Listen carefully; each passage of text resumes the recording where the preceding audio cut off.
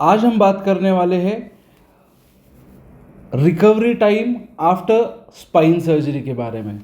बहुत बार जब patients spine problem लेके जब क्लिनिक में आते हैं, ऑलमोस्ट 80 to 90% पेशेंट्स को कभी सर्जरी लगती नहीं है।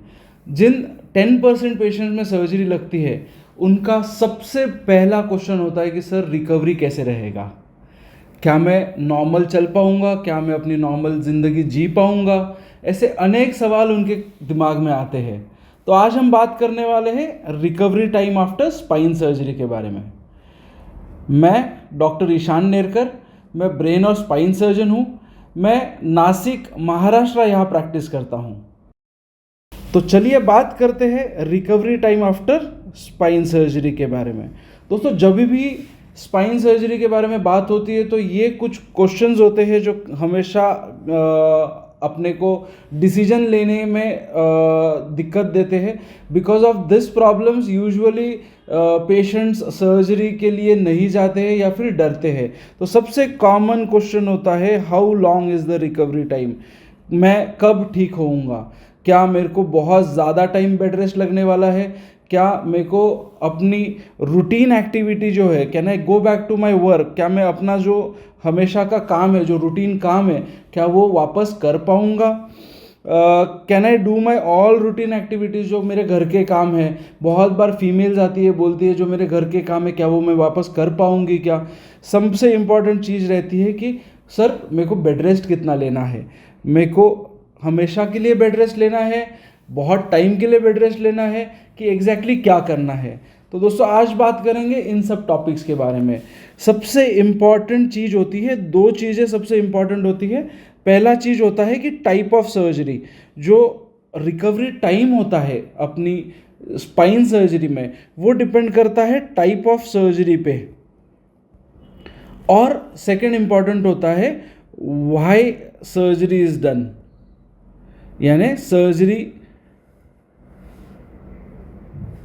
यानी सर्जरी करने का कारण क्या है। तो बात करते हैं पहले टाइप ऑफ सर्जरी के बारे में। जो टाइप ऑफ सर्जरी होती है वो जैसे कि अपन ने लास्ट वीडियो में देखा है, ओपन सर्जरी होती है और एक होती है मिनिमल इन्वेजिव। जो नई तकनीक है उसे हम बोलते हैं minimal invasive spine surgery. Minimal invasive spine surgery के बारे में जानने के लिए हमारा उस पे का वीडियो ज़रूर देखिएगा। तो बात करते हैं type of surgery, open surgery और दूसरा होता है मिनिमल इन्वेजिव स्पाइन सर्जरी। तो जब हम बात करते हैं ओपन सर्जरी के बारे में, ऑब्वियसली रिकवरी टाइम जो होता है वो बढ़ जाता है, ब्लड लॉस ज़्यादा रहता है, जो इंसिजन होता है वो बड़ा होता है, मसल डिसेक्शन ज़्यादा होता है। तो इन कारणों की वजह से जो ओपन सर्जरी होती है उसका रिकवरी टाइम जो होता है वो काफ़ी लंबा रहता है।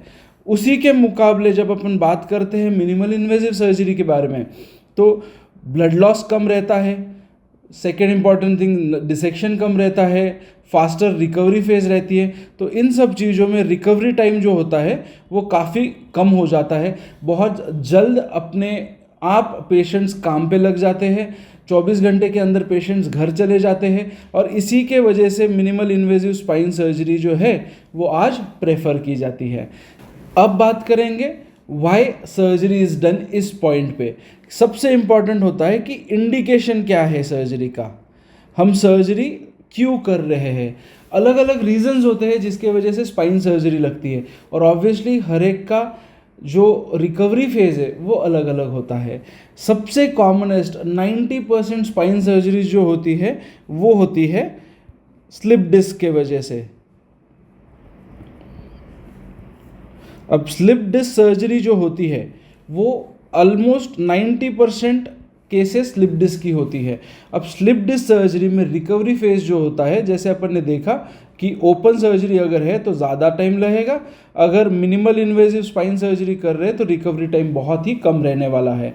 अब इसमें भी दो चीज़ें इम्पॉर्टेंट होती है कि अगर सिर्फ डिस्केक्टमी की है तो रिकवरी टाइम बहुत ही ज़्यादा कम रहता है, और अगर अपन ने पेशेंट की स्लिप डिस्क सर्जरी में स्क्रू रॉड तकनीक से अगर सर्जरी की है, अगर स्क्रू रॉड का इस्तेमाल किया है जिसे हम फ्यूजन कहते हैं, अगर फ्यूजन किया है तो स्लाइटली रिकवरी फेज जो होता है वो प्रोलॉन्ग्ड रहता है।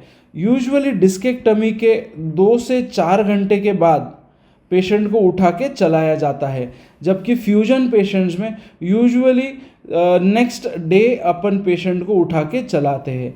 पेन कंपोनेंट जो होता है वो सिर्फ डिस्केक्टमी में कम होता है, इसलिए रिकवरी टाइम ऑब्वियसली कम रहेगा। फ्यूजन में बिकॉज थोड़ा सा पेन ज़्यादा रहता है पेशेंट को, तो रिकवरी टाइम अपने आप ही बढ़ जाता है। बट कुछ नुस्खे मैं बताने वाला हूँ जिसके वजह से रिकवरी टाइम जो है वो काफ़ी कम किया जा सकता है। सेकेंड इम्पॉर्टेंट पॉइंट जो अपन बात करेंगे, जो सेकेंड इंडिकेशन होता है, ट्रॉमा सर्जरी। जब स्पाइन ट्रॉमा के वजह से सर्जरी की जाती है तो उसका रिकवरी टाइम जो होता है वो काफ़ी डिफरेंट होता है एक स्लिप डिस्क की सर्जरी के कंपैरिजन में। सबसे इम्पॉर्टेंट फैक्टर जो इसमें होता है वो ये है कि प्री ऑप स्टेटस, यानी ऑपरेशन के पहले पेशेंट का स्टेटस कैसा है। ऑपरेशन के पहले अगर पेशेंट का जो पैरों का मूवमेंट है, हाथों का मूवमेंट है, वो अगर कंप्लीटली फाइन होगा, कोई वीकनेस नहीं है, पर मन का फ्रैक्चर होने की वजह से अगर सर्जरी की जा रही है तो उसका रिकवरी टाइम जो होता है वो बहुत ही कम है। तो नो वीकनेस ये जब होता है तो रिकवरी इज़ बेटर, रिकवरी हमेशा अच्छी होती है। पेन कम हो जाता है, तुरंत पेशेंट चलना चालू कर देता है, with in few days patient अपने आप नॉर्मेलिटी पे आ जाता है। सेकेंड इम्पॉर्टेंट फैक्टर होता है अगर पेशेंट को ऑलरेडी वीकनेस है, ऐसी केस में यूजुअली जो रिकवरी टाइम होता है वो काफ़ी प्रोलॉन्ग्ड होता है। इन पेशेंट्स में सर्जरी करने के बाद जो रिकवरी टाइम होता है वो कई महीनों से लेके कई साल तक हो सकता है। कंप्लीट रिकवरी जो होती है वो केस टू केस बेसिस पे डिपेंड करती है। कई केसेस में कंप्लीट रिकवरी हो जाती है, कई पेशेंट्स में कंप्लीट रिकवरी नहीं हो पाती है। ये सब डिपेंड करता है कि प्री ऑपरेटिव, अगर ऑपरेशन के पहले आपका न्यूरोलॉजिकल स्टेटस कैसा है। अभी तीसरा कॉमन इंडिकेशन जो होता है वो है ट्यूमर सर्जरी। दोस्तों आजकल बहुत सारी केसेस आ रही है स्पाइन ट्यूमर्स की। इसमें 90 से 95% के ट्यूमर्स जो होते हैं वो नॉन कैंसरस होते हैं। जो 5 to 10% होते हैं वो कैंसरस ट्यूमर्स होते हैं। अब कैंसर जो होते हैं वो 2 प्रकार के हो सकते हैं, एक स्पाइन का कैंसर या आउटसाइड कैंसर जो स्पाइन में फैला हो, राइट। अब इन पेशेंट्स में भी काफ़ी बार देखा जाता है कि ये जो नॉन कैंसरस पेशेंट्स होते हैं ये या तो वीकनेस लेके आते हैं या सेकेंड कॉमन चीज़ लेके आते हैं पेन। सिर्फ पेन अगर है तो 100% रिकवरी होती है। ऑपरेशन के तुरंत बाद पेशेंट उठ के चलना चालू कर देता है। 100% रिकवरी, 100% पेशेंट अपने आप सब काम कर सकता है, 100% वो अपनी डेली एक्टिविटीज़ कर सकता है। जब वीकनेस होता है उस पेशेंट्स में यूजुअली प्रोलॉन्ग्ड रिकवरी टाइम रहता है। 100% रिकवरी होगी इसकी गारंटी नहीं रहती है। यूजुअली जितना जल्दी सर्जरी किया जाएगा उतने अच्छे रिजल्ट्स इसमें मिलते हैं, उतना कम रिकवरी फेज इसमें रहता है। जो कैंसरस ट्यूमर्स होते हैं उनमें डिपेंड करता है कि किस टाइप का प्राइमरी ट्यूमर है। प्राइमरी ट्यूमर अगर बहुत भयंकर है, जैसे lung, small cell lung cancers के वजह से अगर स्पाइन ट्यूमर हो रहा है तो इनमें ओवरऑल सर्वाइवल जो होता है वो काफ़ी कम होता है, और उसी वजह से सर्वाइवल कम होने की वजह से रिकवरी रेट जो होता है वो भी काफ़ी कम हो जाता है। सबसे इम्पॉर्टेंट चीज़ जो मैं यहाँ कहना चाहूँगा वो है टाइम ऑफ सर्जरी। आप अगर आपके सिम्टम्स चालू होने के बाद इमीडिएटली अगर सर्जरी कराते हैं तो सक्सेस रेट जो है वो काफ़ी अच्छा हो जाता है। रिकवरी टाइम जो है वो काफ़ी कम हो जाता है, यानी जल्दी से जल्दी आप रिकवर हो सकते हो। और इसी के साथ साथ आप जो बैक टू वर्क होता है, आप अपने काम पे वापस जाने के चांसेस जो है वो काफ़ी बढ़ जाते हैं।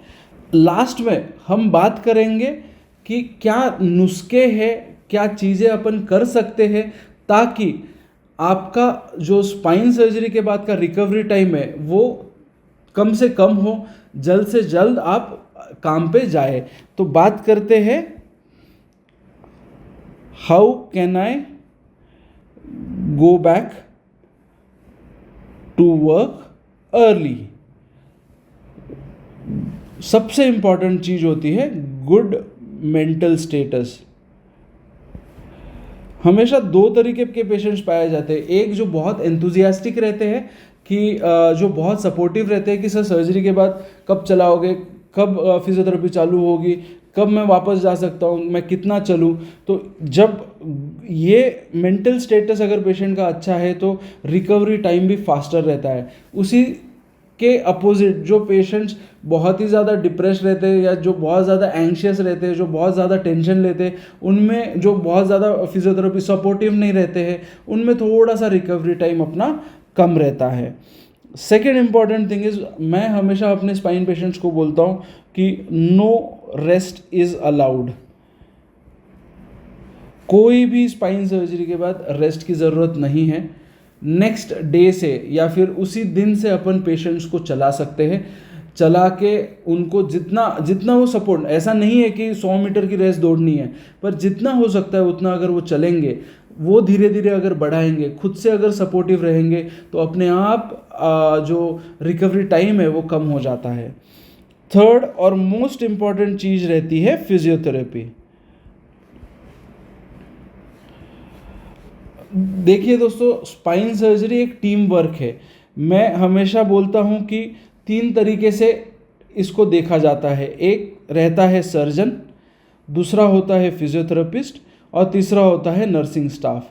ये 3 इंपॉर्टेंट फैक्टर्स होते हैं, ये 3 इंपॉर्टेंट पिलर्स होते हैं स्पाइन सर्जरी के। अगर सिर्फ सर्जन सर्जरी करके जाए और पेशेंट को अगर फिजियोथेरेपी ना मिले तो गलत है, अगर उसको नर्सिंग केयर ना मिले तो गलत है। तो definitely physiotherapy plays an important role. Physiotherapy immediately same day से हम चालू करते हैं। Usually what we do is, आज सुबह अगर पेशेंट ऑपरेट किया है तो within 4 to 6 hours patient को फिजियोथेरेपिस्ट पहला विजिट देता है एंड उसके बाद डेली ट्वाइस फिजियोथेरेपी कराई जाती है ताकि रिकवरी फेज जो है वो काफ़ी कम हो जाए। सबसे इम्पॉर्टेंट चीज़ ये है। तो दोस्तों, ये था आज का topic, recovery time in spine surgery के बारे में।